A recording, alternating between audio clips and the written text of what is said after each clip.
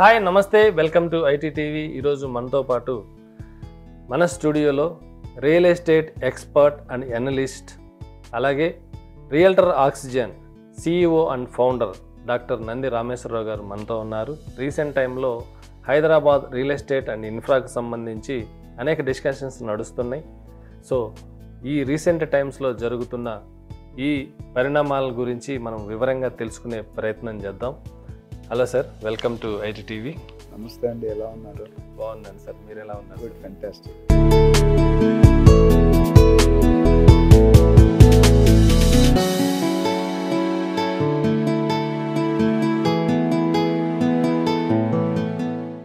ఏపీలో government elections వస్తున్నాయి. Government change అవ్వచ్చు, అవ్వకపోవచ్చు.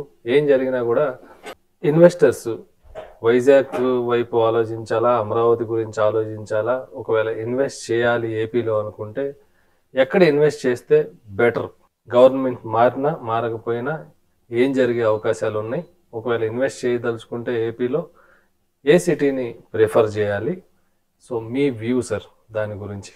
పొలిటికల్గా నేను ఏ పార్టీకి సంబంధించిన కానీ నేను న్యూట్రల్గా మాట్లాడింది, నాకు కేవలం నా ఒపీనియన్ చెప్తాను. అది కొంతమంది ఏకీభవించవచ్చు, కొంతమంది ఏకీభవించకపోవచ్చు, అది మీ ఇష్టం. అది we are in the democratic country కాబట్టి నాకు తెలిసిన ఇన్ఫర్మేషన్ షేర్ చేస్తాను. సో మీరు ఏపీ ఎలక్షన్ గురించి అడిగారు. ఎలక్షన్ ముందు ఏంటి, ఎలక్షన్ తర్వాత ఏంటంటే, ఏపీయే కాదండి, ఏ స్టేట్లో ఎలక్షన్స్ అయినా డిఫరెన్స్లు అనేది కనిపిస్తుంది. గ్రోత్లో తేడా వస్తుంది, ప్లానింగ్లో తేడా అవుతుంది, స్ట్రాటజీలో తేడా వస్తుంది. సో మనం ప్రిపేర్ అయ్యి ఉండాలి. ఇప్పుడు మన తెలంగాణలో కూడా చూసాం, ఎలక్షన్ అవ్వకముందు కొత్త సీఎం వచ్చాక రూల్స్ ఎన్ని మారుస్తున్నారు, ఎలా మారుస్తున్నారు అని చూస్తున్నారు.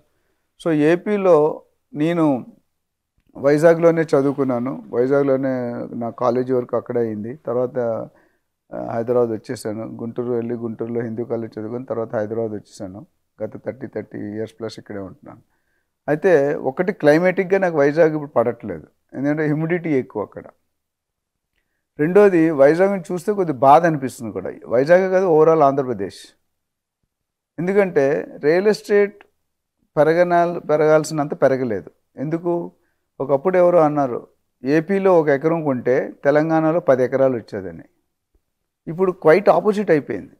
తెలంగాణలో 1 ఎకరం ఉంటే ఏపీలో 10-15 ఎకరాలు కూడా వస్తుంది. నాకు తెలిసిన ఒక ఇన్వెస్టరు 70 కోట్లు పెట్టి ఒక ల్యాండ్ అమరావతి దగ్గర కొన్నారు. అది 35 కోట్లకు అమ్మేశారు. ఏది ఆఫ్టర్ కొన్న 3 సంవత్సరాల తర్వాత.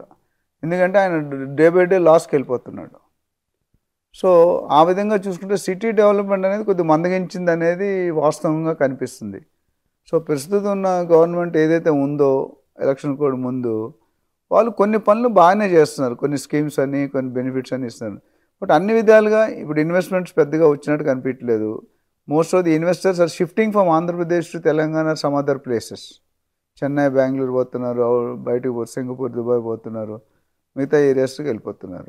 సో ఆ ఇన్వెస్టర్స్ కన్నా మనం ఆపగలిగితే it's a good sign to the state and the city. ఎందుకంటే రెవెన్యూ వస్తుంది మీకు. రియల్ ఎస్టేట్లో నేను తెలంగాణలో ఆల్రెడీ చెప్పాను, 60,000-70,000 కోట్లు ఓన్లీ త్రూ రియల్ ఎస్టేట్ వస్తుంది. కానీ ఆంధ్రప్రదేశ్లో నాకు తెలిసి అంత అవుతున్నాయి, రిజిస్ట్రేషన్ అవుతున్నాయి, కొన్ని జాగాల్లో లైట్గా పెరిగినాయి. మొత్తం జీరో అయిందని నేను చెప్పట్లేదు. బట్ జనాలకు ఉన్న, పబ్లిక్ ఉన్న ఎక్స్పెక్టేషన్ రీచ్ అవ్వలేదు అనేది ఒక నా పర్సనల్ ఫీలింగ్. మేబీ నెక్స్ట్ ఏ గవర్నమెంట్ వచ్చినా, ఇప్పుడు ఉన్న గవర్నమెంట్ వచ్చినా, కొత్త గవర్నమెంట్ వచ్చినా, యునైటెడ్ గవర్నమెంట్ వచ్చినా, రియల్ ఎస్టేట్ మీద ఫోకస్ పెడితే చాలా మంచిది అనేది నా ఒక అభిప్రాయం. దానివల్ల మనకి గవర్నమెంట్కి రిజిస్ట్రేషన్ ద్వారా, డెవలప్మెంట్ ఛార్జెస్ ద్వారా, నాలా కన్వర్షన్ ద్వారా ఇవన్నిట్లో కూడా ఇన్కమ్ వచ్చేది. అండ్ రియల్ ఎస్టేట్లో వచ్చిన డబ్బులు అంత స్పీడ్గా ఐ థింక్ ఏ డిపార్ట్మెంట్లో కూడా రావు. ఇప్పుడు అగ్రికల్చర్ కానీ, ఫార్మా కానీ, సాఫ్ట్వేర్ కానీ వస్తున్నాయి. ఇప్పుడు చూసుకుంటే నాకు తెలిసిన లేటెస్ట్ రికార్డ్ ప్రకారం సాఫ్ట్వేర్ కొద్దిగా మందగించింది, స్లో అయింది, జాబ్స్ తీసేస్తున్నారు కొన్ని. లాస్ట్ ఎస్పెషల్లీ కరోనా వచ్చిన తర్వాత ఇప్పుడు కూడా రీసెంట్గా లాస్ట్ 2-3 మంత్స్లో కొన్ని లక్షల జాబులు తీసేశారని వింటున్నాం, మనం న్యూస్ చూస్తున్నాం. పెద్ద పెద్ద కంపెనీస్ కొత్త ఫ్రెషర్స్ క్యాంపస్ రిక్రూట్మెంట్స్ వెళ్ళట్లేదు, ఉన్న వాళ్ళని తీసేస్తున్నారు, పెద్ద సీనియర్ హెడ్స్ని. సో ఇదంతా కూడా ఎకానమీ మీద, జీడిపి మీద ఎఫెక్ట్ పడుతుంది.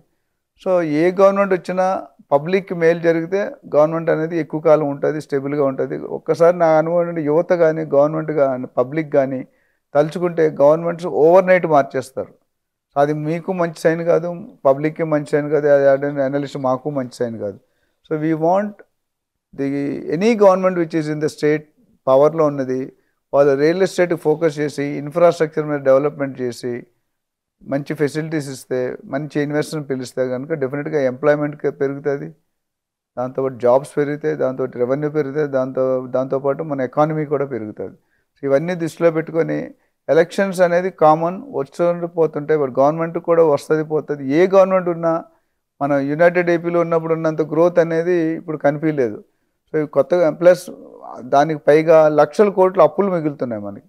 ఈ చాలామంది నేను వినేది ఏంటంటే ఆ అప్పులకి ఇంట్రెస్ట్ కట్టడానికి డబ్బులే మళ్ళీ అప్పులు చేస్తున్నారండి. ఇది it's not a positive sign to the government. So my submission, my request, my suggestion is మన రియల్ ఎస్టేట్ మీద కూడా మనం ఫోకస్ చేసి ఎక్కువ ఇన్వెస్టర్స్ని, ఎక్కువ న్యూ కంపెనీస్ని అట్రాక్ట్ చేయగలిగితే మన ప్రాబ్లం నుండి బయటకు వచ్చే అవకాశాలు కొద్దిగా కనిపిస్తున్నాయి. It is only my submission and my opinion. I think people will take care about it and work on it. Thank you.